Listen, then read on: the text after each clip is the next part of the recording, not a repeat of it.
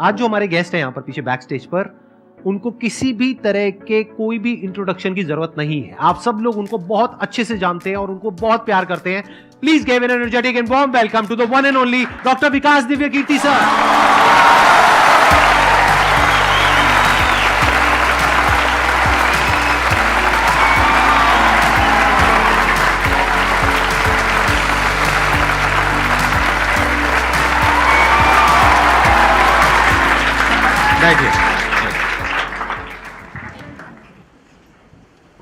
मैं सबसे पहले आपको धन्यवाद देना चाहता हूँ यहाँ पर आने के लिए। Thank you so much. क्योंकि जब से मैंने सीरीज शुरू करी है तब से हमारे कमेंट सेक्शन में कोई भी एक भी ऐसा वीडियो नहीं है जहां पर आपका नाम ना लिखा हो। कई बार मुझे ऐसा लगता है देख करके कमेंट सेक्शन को कि ये मैं अपने चैनल पे आया हूँ या आपके चैनल पे हूँ। मैं सोशल मीडिया पे बहुत कम एक्टिव रहता हूँ तो मुझे आइडिया नहीं था इस बात का, पर मैं थैंकफुल हूँ कि आपने बुलाया, इस लायक समझा कि मैं यहाँ पर आऊँ। सर प्यार बहुत करते हैं बच्चे आपको, मतलब इतना प्यार है जिसकी कोई हद नहीं है। मैं ठीक कह रहा हूँ गलत कह रहा हूँ? यस और नो? सो अब आप लोग जो चाहे जैसे चाहे इनसे क्वेश्चंस पूछ सकते हैं। सर लाइफ में जब भी कोई सिचुएशन आती है कि जिसमें दो रास्ते, एक प्रैक्टिकल और एक इमोशनल, तो बैलेंस आउट कैसे करना है? इमोशनल और प्रैक्टिकल में हमेशा विरोध नहीं होता है, कभी कभी साथ भी चल सकता है। और सिर्फ इमोशनल कुछ नहीं होता, सिर्फ प्रैक्टिकल कुछ नहीं होता, प्रपोर्शन का डिफरेंस होता है। जब इमोशंस आपके दिमाग पर बहुत हावी हों तो फैसला करने से बचना चाहिए, स्पेशली बड़ा फैसला। छोटा तो ठीक है कि आपके दोस्त ने कहा कि दोस्त नहीं एक फिल्म देखेगा मेरे साथ, आप इमोशनल हो जाके देख ली फिल्म, क्या हो गया, कोई नुकसान नहीं होगा। पर कोई ये कहे कि तो मुझसे प्यार नहीं करते, शादी नहीं कर सकते मुझसे और हमने शादी कर ली, ये ठीक नहीं है। सिर्फ इमोशंस में आके बहुत बड़ा फैसला मत कीजिएगा, चाहे वो करियर का हो, चाहे पार्टनर का हो, चाहे कोई भी फैसला हो। प्रैक्टिकल इतना नहीं हो जाना है कि आप मशीन, रोबोट या पत्थर बन जाएं। क्योंकि आप कितने भी सक्सेसफुल हो, यदि आप इमोशनली सक्सेसफुल नहीं है, इमोशनली स्टेबल नहीं है, इमोशनली वेलबींग के स्टेट में नहीं है, तो आपकी सक्सेस किसी काम की नहीं है, एकदम मीनिंगलेस है। So the success in totality needs emotional happiness, emotional stability as well. इसलिए इमोशंस को खारिज करके जिएंगे तो शायद कुछ अचीवमेंट्स बड़ी हो जाएं, पर वो किसी काम की नहीं है। केवल इमोशंस पे चलेंगे तो हो सकता है कि अचीवमेंट जिंदगी में ज़्यादा हो ना पाए। तो बैलेंस की बात है। और सबसे अच्छा तरीका है, जब बहुत इमोशंस हो, इंटेंसिटी बहुत ज़्यादा हो, सिर्फ एक तरीका मैं जो अपनाता हूँ, उस क्षण में फैसला नहीं करना है। कुछ भी हो, कोई कितना भी प्रेशराइज करे, सिर्फ इतना बोलिए कि मैं 24 घंटे बाद बताऊंगा आपको, थोड़ा सोचूंगा इस बारे में।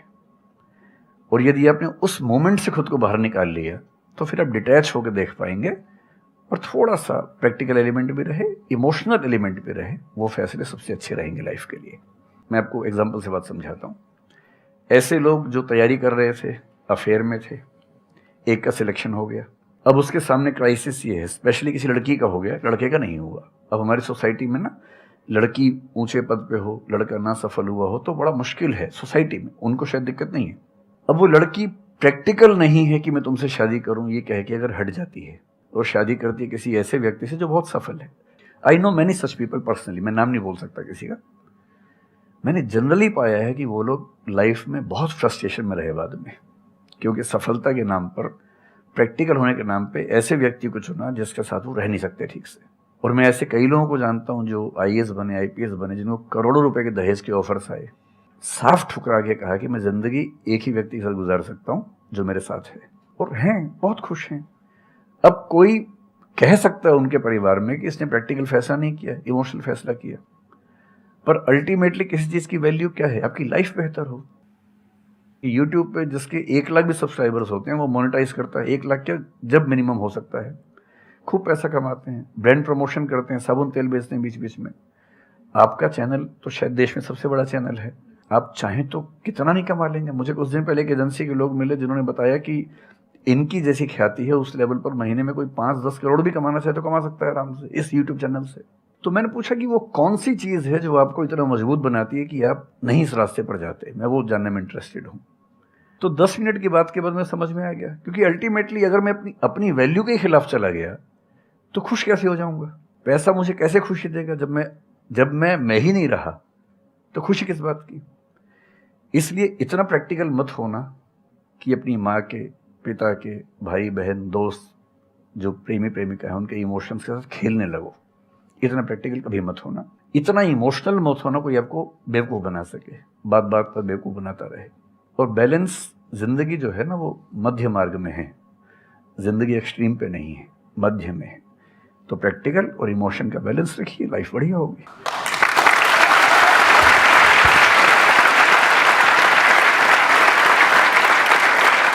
आपने सर इतने अच्छे से एक्सप्लेन किया, मेरे पास में कुछ है ही नहीं बोलने के लिए। यूजुअली मेरे पास में कुछ होता है ऐड करने के लिए, लेकिन आपने पूरा ही उसका ऐसा निचोड़ निकाल दिया। आपने YouTube पे इतना बोला कि सच में नहीं बचा होगा आपके पास। 6-7 साल पहले की बात है, मेरी एक स्टूडेंट थी जो सुसाइडल टेंडेंसी की शिकार थी उस समय। उसके घर में कुछ ऐसी ट्रेजेडी, उसकी मदर की डेथ हुई थी, और एक ऐसी ट्रेजेडी जो बहुत ही रेयर किस्म की ट्रेजेडी है, जो शेयर करना ठीक नहीं है यहाँ।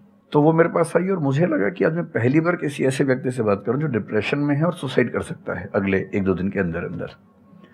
अब मैं परेशान था कि मैं कैसे मैनेज करूं, और मुझे मोटिवेशन की ऐसी जानकारी उस समय तो बिल्कुल नहीं थी, बाद में थोड़ा बहुत पढ़ा। तो मैंने उससे कहा कि अच्छा तुम घर जाओ, मैं कुछ देखता हूँ। फिर मैं घर गया, नेट पे सर्च करना शुरू किया। करते करते मुझे आपका एक वीडियो मिल गया, अनस्टॉपेबल, शायद कुछ आपने एक वो बनाया था उस समय। तो मैंने वो थोड़ा सा देखा, 10 मिनट का। मुझे लगा कि ये जो है ना, ये इंजेक्शन है किसी मतलब डिप्रेस्ड व्यक्ति को तुरंत मोटिवेट करने के लिए। तो मुझे ध्यान है कि मैंने उसको वीडियो का लिंक भेजा। मैंने कहा देखो, जिंदगी अपने रास्ते पे चलेगी, ठीक हो जाएगी। जब जब मूड ऐसा हो, बहुत डिप्रेसिंग हो, सुसाइडल मन करे, उस समय वीडियो देखना ध्यान से, और कम से कम उस बुरे फेज से बाहर निकल जाओगी। और फिर मैंने वो वीडियो अपने फैमिली में भी 2-3 बच्चों को भेजा, जो बच्चे उस क्राइसिस में होते थे। तो मैं बहुत थैंकफुल हूँ उन सब बच्चों की जान बचाने में क्या बात कर बड़ी भूमिका है। Thank you so much sir, it means a lot to me. ये तो आपने बहुत बड़ी बात कह दी सर, मेरे लिए बहुत बड़ी बात है ये। नहीं, कई बच्चों की जान बचाई होगी आपने ज़रूर। जो वो एक मोमेंट होता है, उस मोमेंट में कोई बचा ले तो लोग बच जाते हैं, वो मोमेंट क्रॉस हो जाए तो फिर चीज़ें बिगड़ जाती हैं। हेलो सर, नमस्ते। नमस्ते सर, बोथ ऑफ यू, मैं हमेशा से आप दोनों की बहुत फ़ैन रही हूँ। मुझे बस ऐसा लग रहा है कि मैं सपना देख रही हूँ, मेरे लिए रियलिटी नहीं है। मुझे बस आपसे ये जानना, मैं हर मतलब एवरी डे 8 से 10 आवर में पढ़ाई करती हूँ, बट मुझे कभी कभी बहुत डीमोटिवेशन आ जाता है कि होगा नहीं होगा, क्या होगा पता नहीं। देखिए, डीमोटिवेशन अगर आपको दिन भर में 1 घंटे आता है। नहीं सर, ऑलमोस्ट टाइम पढ़ाई करने के बाद 2-3-4 दिन के बाद ही होता है, कंटिन्यूअसली नहीं होता। अगर महीने में 4-5 बार आता है और एक दिन के लिए आता है, तो इसका मतलब आप एकदम ठीक हैं। अगर कोई व्यक्ति आपको ये कहे कि मुझे डीमोटिवेशन कभी नहीं होता, तो उसको इलाज की ज़रूरत है। आपको ज़रूरत नहीं है, क्योंकि जब आप अपने से बेहतर व्यक्ति को देखेंगे, आपको थोड़ा सा इन्फीरियरिटी कॉम्प्लेक्स आएगा, डीमोटिवेशन आएगा। जब आप अपने से कमज़ोर को देखेंगे, आपको सुपीरियरिटी कॉम्प्लेक्स आएगा, थोड़ा सा मोटिवेशन ज़्यादा हो जाएगा। जिस दिन टारगेट पूरा हो जाएगा, मोटिवेशन आ जाएगा। जिस दिन टारगेट पूरा नहीं होगा, डीमोटिवेशन आएगा। जिस दिन टेस्ट में आपके मार्क्स अच्छे आएंगे, आप मोटिवेशन के साथ लौटेंगे। जिस दिन खराब आएंगे, डीमोटिवेशन होगा। लेकिन ध्यान रखिए, जिस दिन आप मोटिवेटेड हैं, उस दिन आप वजह बन गए कईयों के डीमोटिवेशन की। लगातार मोटिवेटेड होना एक मेंटल इलनेस की निशानी है, और लगातार डीमोटिवेटेड होना डिप्रेशन की निशानी है। इन दोनों से बचना है। तो डीमोटिवेशन की बहुत हाइप है, इतनी हाइप की ज़रूरत नहीं है।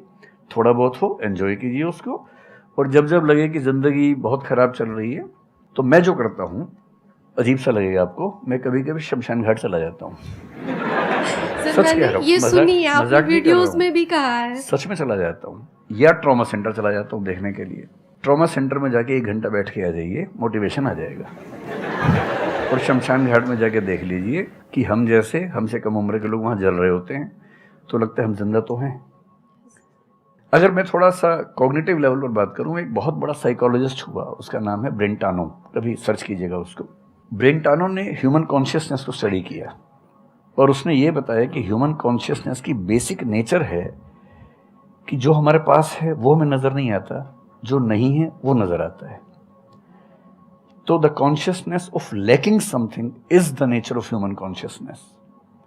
इसलिए इसी बात को एक शेर में, बहुत प्रसिद्ध शेर में कहा गया है, दुनिया जिसे कहते हैं जादू का खिलौना है, मिल गया सो मिट्टी है, नहीं मिला वो सोना है।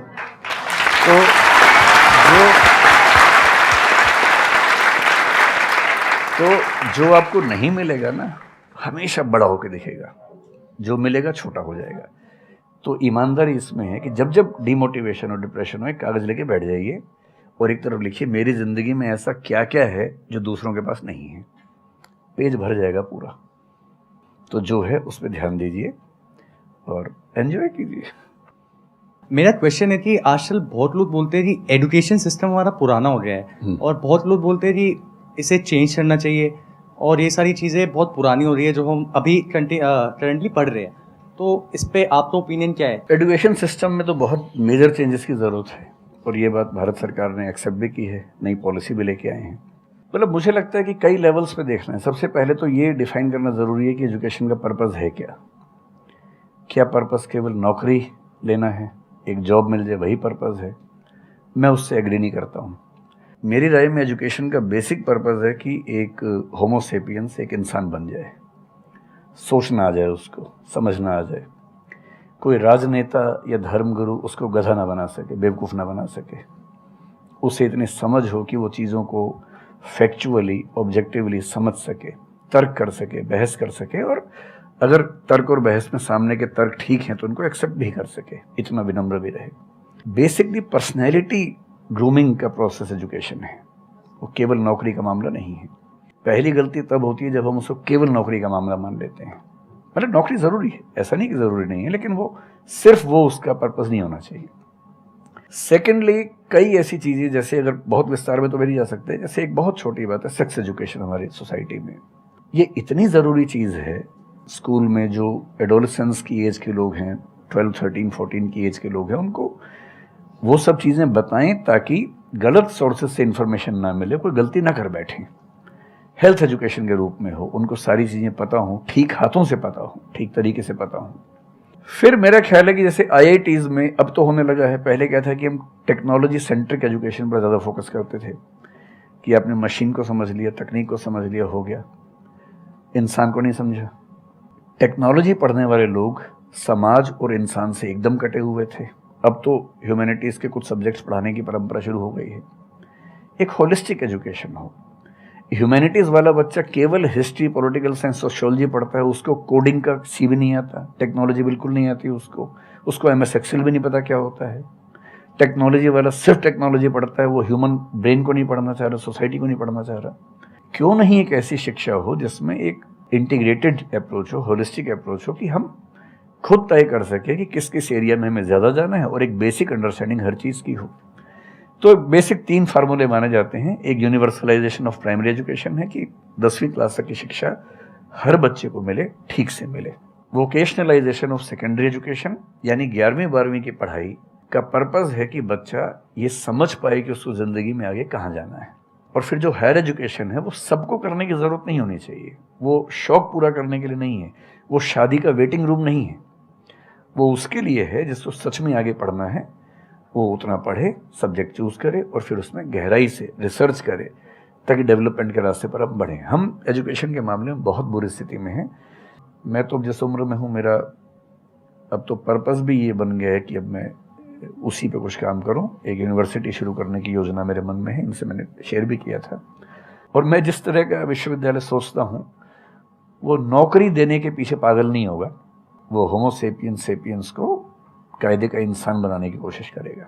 नौकरी तो उसका एक पार्ट है। मतलब आप जितने भी सफल लोगों को देखेंगे जनरली, जैसे मैंने इन्हीं से पूछा, ये जिस फील्ड में सफल हैं, इनका जो करियर है, अगर मैं इसको छोड़ भी दूं तो अदरवाइज भी जो इनका करियर है वो उस विषय से जुड़ा हुआ नहीं है जो इन्होंने पढ़ा है ग्रेजुएशन में। मेरा भी नहीं है, आमतौर पे किसी का भी नहीं है। 90% लोगों को मैं देखता हूँ जो सक्सेसफुल हैं, उनके ग्रेजुएशन के सब्जेक्ट में और लाइफ की फील्ड में कोई लिंक नहीं है। तो बेसिक पर्पस क्या है? वो स्मार्टनेस बाहर आ जाए, ग्रूमिंग हो जाए, इंटेलिजेंस है, इमोशनल इंटेलिजेंस है, वो सब जो टूल्स हैं वो उस बच्चे को सीखने को मिल जाए ताकि फिर वो ज़िंदगी को फेस कर सके, इनोवेट कर सके, नए रास्ते निकाल सके। 1000 रास्ते दुनिया में होते हैं। तो सच बात है कि काफ़ी चेंजेस की ज़रूरत है और आप और हम मिलकर करेंगे चेंजेस। एजुकेशन वाइज अगर देखा जाए तो मैंने बहुत ज़्यादा कुछ नहीं किया है अपनी लाइफ में, बट मेरे स्टैंड पॉइंट से अगर आप देखोगे कि एजुकेशन क्या है, तो एजुकेशन का सबसे बड़ा गोल ये है कि एक इंसान का दिमाग खुले, बजाय कि उसका दिमाग इतना नैरो डाउन हो जाए कि उसको लगे कि बस यही अगर हो गया तो सक्सेस है, ये नहीं हुआ तो फेलियर है। आप अनगिनत तरीकों से अपने गोल को, अपने पर्पस को, या जो भी आप करना चाहते हो उसको अचीव कर सकते हो। एजुकेशन का सबसे बड़ा गोल ये होना चाहिए, और वही मेरी कोशिश है अपने इन सेशंस के थ्रू करने की, कि एक इंसान का दिमाग खुल जाए, उसके दिमाग में एक पॉसिबिलिटी माइंडसेट आ जाए, ना कि एक लिमिटेड माइंडसेट हो कि बस ये हो गया तो बहुत है। अब प्रॉब्लम क्या है, ये जो लिमिटेड माइंडसेट है ये बहुत लोगों का है, करोड़ों लोगों का है, तो वहां पे कंपटीशन भी बहुत है। पॉसिबिलिटी माइंडसेट जबकि देखा जाए तो ज्यादा इंटरेस्टिंग है, लेकिन बहुत कम लोगों का है और वहां पे कंपटीशन कम है। और पॉसिबिलिटी माइंडसेट क्या होता है कि कोई भी काम अगर मैं कर रहा हूं, अगर वो नहीं हुआ तो इसका मतलब ये नहीं है कि मैं फेल हो गया, इसका मतलब ये है कि मैं क्रैक नहीं कर पाया। There has to be a way. ये एजुकेशन काम अगर कर दे तो रियल एजुकेशन हो गई हमारी। मतलब एक इंसान को, हाँ सॉरी, थॉमस एडिसन बल्ब के आविष्कार में लगा हुआ था, हाँ जी, 1000 बार फेल हुआ। तो किसी ने उससे पूछा कि यार तुम बार बार करते होता तो है नहीं तुमसे, क्यों कर रहे हो? तो उसने पता है क्या कहा, हर फेलियर के बाद मैं ये जानता हूं कि बल्ब इस तरीके से भी नहीं बन सकता, और अब मैं 1000 तरीके जानता हूं कि इन तरीकों से नहीं बनेगा, और उसके बाद वो तरीका ईजाद हुआ जिससे बना। एजुकेशन से एक इंसान का दिमाग इतना खुल जाए कि सबसे पहली चीज तो उसको ये समझ आए कि मैं कुछ भी नहीं जानता हूं। हाँ, एकदम ठीक बात है। एजुकेशन मस्ट बी सच कि वो लाइफ लॉन्ग आपका एक क्वेश्चनिंग माइंड बना ही रहे, कि आप कहीं भी हो, कुछ भी कर रहे हो, आपके दिमाग में क्वेश्चंस चले, questions related to the problems. जो भी आप काम कर रहे हो वो क्या है, अल्टीमेटली प्रॉब्लम सॉल्विंग है, तभी उस काम में वैल्यू है। अगर किसी की कोई प्रॉब्लम ही नहीं सॉल्व कर रहे हो तो उसमें वैल्यू कहां ऐड हो रही है, और वैल्यू नहीं ऐड होगी तो आपको पैसा कैसे मिलेगा, फिर चाहे जॉब हो चाहे बिजनेस हो। सो द आइडिया इज कि आपका दिमाग ये चलना चाहिए, अच्छा ये प्रॉब्लम है ना, पहले तो मुझे नहीं पता है कि इसको सॉल्व कैसे करना है, क्योंकि अगर आपको पहले से ही पता है तो आपको वही पता है जिस तरह से वो प्रॉब्लम सॉल्व होती आई है। That may not be relevant in today's context, but still आप उसको उसी तरह से सॉल्व करोगे जिस तरह से सब कर रहे हैं। वहां पर कंपटीशन है, फिर आप कहोगे कि कुछ हो नहीं रहा है। सो द आइडिया इज कि पहले तो ये प्रॉब्लम है जो मुझे अच्छे से समझ आई, मैंने इस पे फोकस किया, अब इसको सॉल्व करने के इन्फिनिट तरीके हैं, एक रास्ता नहीं है, बहुत सारे रास्ते हैं, मुझे पता नहीं है। This is the goal of education, कि मुझे नहीं पता है लेकिन पता किया जा सकता है। This is another goal of education. उसमें से कुछ तरीके काम करते हैं, कुछ नहीं करते हैं, यह भी हमको क्लियरली पता होना चाहिए। मतलब your personality must be dynamic, it must not be static. जैसे मैंने देखा है बहुत लोगों को जो मुझे मिलते हैं, कुछ लोग हैं उसमें से जो, जैसे मैं सर से मिला अभी ऑफ कैमरा, हम लोग बैठे हुए थे, डिस्कशन कर रहे थे, तो it was a great experience sir, आपके साथ में बैठ करके जिस तरह से, जिस ठहराव से सर बात कर रहे थे, जिस तरह से चीजों को सुन रहे थे, समझ रहे थे, और मैं क्वेश्चंस पूछ रहा था, ये मेरे से क्वेश्चंस पूछ रहे थे, तो there was a conversation which was going on. On the other hand there are some people जिनसे मैं कभी कहीं मिला तो उनकी अप्रोच क्या है कि मुझे सब पता है, वो गड़बड़ हो जाती है। शिक्षा की दुनिया में बहुत प्रसिद्ध कहावत है, भारतीय अगर परंपरा में देखें तो विद्या ददाति विनयम एक बहुत प्रसिद्ध कथन है। अगर कोई पढ़ा लिखा आदमी अपने ज्ञान की वजह से अहंकार करे तो मान लीजिए कि वो पढ़ा लिखा नहीं है, पढ़ाई उसके दिमाग पर हावी हो गई है, अभी उसको अंदाजा नहीं है कि कुल संसार के ज्ञान में उसकी हिस्सेदारी डेसिमल में भी नहीं है। और जिसको ये पता है कि मेरा ज्ञान बहुत कम है वो विनम्र ही रहेगा। और इसलिए जो बड़े प्रोफेसर्स हैं, अगर आप कभी सुनेंगे, मैं जानता हूँ, मैं यूनिवर्सिटी में जब पढ़ता था, सबसे बड़े प्रोफेसर क्या बोलते थे कि मैं इस विषय का विद्यार्थी हूँ, कभी नहीं बोलते थे कि मैं प्रोफेसर हूँ। इतना साहस किसी में कैसे कि मैं प्रोफेसर हूँ? अरे आप जिंदगी भर स्टूडेंट बने रहेंगे तो ही काफ़ी है, उससे बड़ी बात तो सोचनी भी नहीं चाहिए। बहुत बड़ी बात है।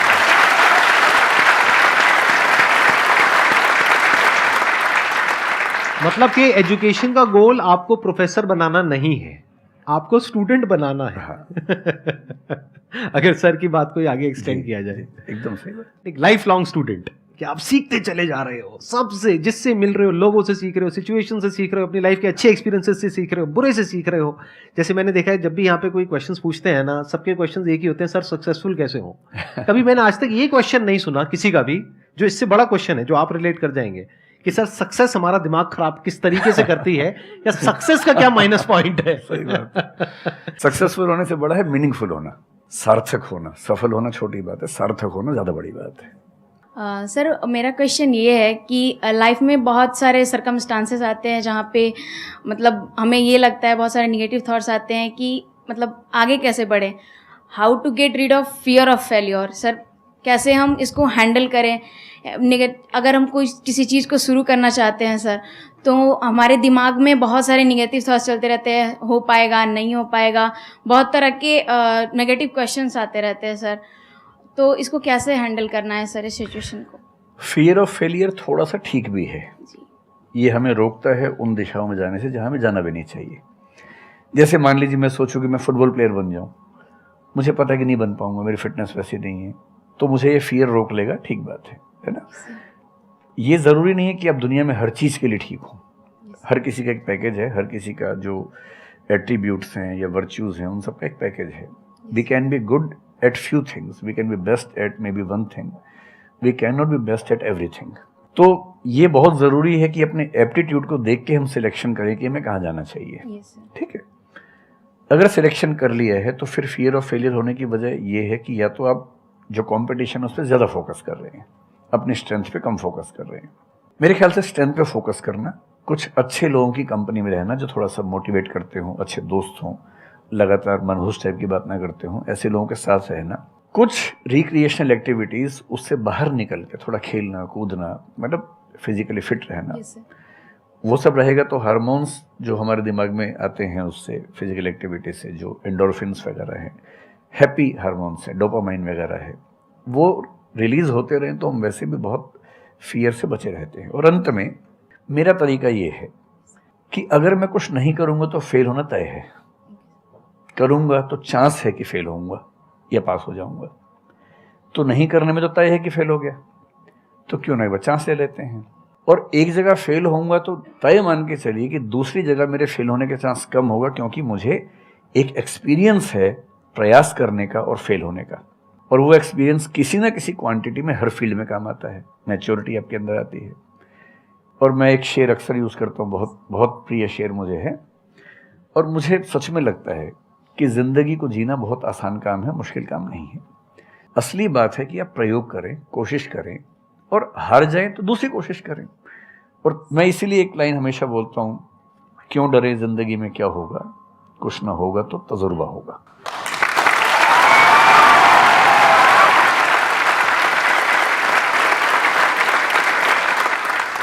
मुझे भी सर के जैसे मोटिवेशनल स्पीकर बनना है सर, पर मैं ये सोचती हूँ कि अगर मैं वीडियो बनाऊँगी, कंटेंट बनाऊँगी, तो सदीप सर को छोड़ के या फिर बहुत बड़े बड़े मोटिवेशनल स्पीकर्स हैं उनको छोड़ के मुझे देखेगा कौन। मतलब ये मेरे अंदर थॉट्स आते हैं कि अभी मेरा मतलब मैं 19 ईयर की हूँ, तो मैं जब वीडियो कंटेंट बनाऊँगी तो मैं कुछ, मुझे ऐसा मतलब मेरे अंदर ये थॉट है कि मैं कोई बड़ा आदमी नहीं हूँ या फिर कुछ बड़ा नहीं हूँ, तो मैं ये वीडियो कैसे डाल सकती हूँ, लोग क्या सोचेंगे कि मतलब तू ये तो खुद कुछ नहीं है और लोगों को मोटिवेट कर रहा है, ऐसा मेरे अंदर थॉट आता है। पहले या तो कुछ कर लीजिए ज़िंदगी में, उसके बाद मोटिवेट कर लीजिए, और नहीं तो मोटिवेशन एक पूरी साइंस है, साइकोलॉजी से जुड़ी साइंस है, उसको ठीक से पढ़ के रिसर्च करके उससे बात कीजिए। शुरू में तो जब इन्होंने भी शुरू किया होगा, कहाँ शुरू में लोग जानते होंगे, बड़ी लंबी स्ट्रगल होती है, किसी भी फील्ड में इतनी लंबी स्ट्रगल है। देखिए जो आदमी सफल है ना, आप ये जो हमारा वर्तमान है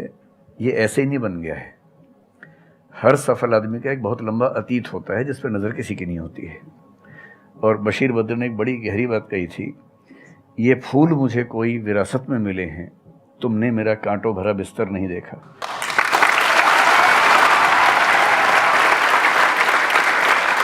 कितने साल तक ये लहूलुहान हुए होंगे, रोज़ छिला होगा शरीर, तब जाके लोगों ने पहचानना शुरू किया होगा। लगातार काम करने से, जिसको कंसिस्टेंसी कहते हैं, परसिवरेंस कहते हैं, बात बनती है, आपकी भी बनेगी। मैं तो कई ऐसे लोगों को जानता हूँ जिन्होंने एकदम स्क्रैच से शुरू किया और उसके बाद वो टॉप पे पहुंचे। आपने अपने क्वेश्चन में दो बातें टच करी, एक कि आपको मोटिवेशनल स्पीकर बनना है, एक है कि फियर ऑफ फेलियर है। एक तो ये फियर ऑफ फेलियर को हटाइए, अगर आपको मोटिवेशनल स्पीकर बनना है तो अपने माइंडसेट को रखिए एक्सपेरिमेंटल माइंडसेट। आप ये समझिए life is like an experiment. एक साइंटिस्ट का माइंड कैसा होता है, वो ये थोड़ी ना सोचता है कि मैंने ये एक्सपेरिमेंट किया, ये फेल हो गया तो क्या होगा। उसको पता है failure is the part of success. जब तक 20-30 बार, 50 बार, 100 बार कोई एक्सपेरिमेंट फेल नहीं हुआ, इसका मतलब वो कुछ नया ट्राई नहीं कर रहा, इसका मतलब वो तो रिपीट कर रहा है। जैसे स्कूल में बच्चे करते हैं लेबोरेटरी में कि बुक में देखा बस उसको कॉपी किया, तो दोनों में फर्क हो गया ना। एक है कुछ नया डिस्कवर करना, कुछ नया क्रिएट करना, एक है जो क्रिएट हो चुका है उसको रिपीट करना। तो you are talking about becoming a motivational speaker. तो अगर आप मेरे जैसे बनेंगे तो कोई क्यों देखेगा आपको? आपको तो अपने जैसा बनना पड़ेगा ना। तो अब उसमें क्या करना पड़ेगा? अब आपको क्या पता कि आपके अंदर ऐसा क्या है जिसको लोग देखना चाहें? उसके लिए तो एक्सपेरिमेंट करना पड़ेगा, ट्राई करना पड़ेगा। एक तरह से आप वीडियो बना के डालोगे, कोई नहीं देखेगा। दूसरी तरह से बना के डालोगे, कोई नहीं देखेगा। फिर तीसरी तरह से, फिर चौथी तरह से, हो सकता है 6 महीने बाद, 1 साल बाद, 2 साल बाद जा करके कहीं थोड़ा सा कुछ ऐसा क्लिक हो जाए जो हो सकता है आपको लग रहा था कि शायद ये नहीं होगा और वो क्लिक हो जाए। बट ये सब होता उसी के साथ में जो कुछ कर रहा होता है, जो कुछ ट्राई करता है। जैसे ट्राई करोगे तो हो सकता है हो जाए, नहीं करोगे तो पक्का है नहीं होगा, जैसा भी सर ने थोड़ी देर पहले कहा था।